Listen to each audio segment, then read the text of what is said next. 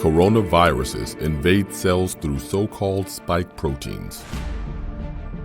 The spike protein is the major surface protein that binds to a receptor, which acts like a doorway into a human cell.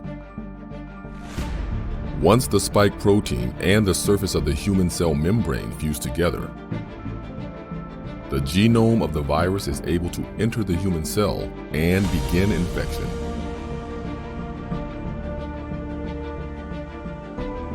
Understanding the shape of the spike protein in COVID-19 is the key to figuring out how to target the virus and accelerate potential vaccines. Jason McClellan and his team at University of Texas at Austin, in collaboration with the National Institutes of Health, are credited with this important step, which may help in the development of a vaccine against the coronavirus.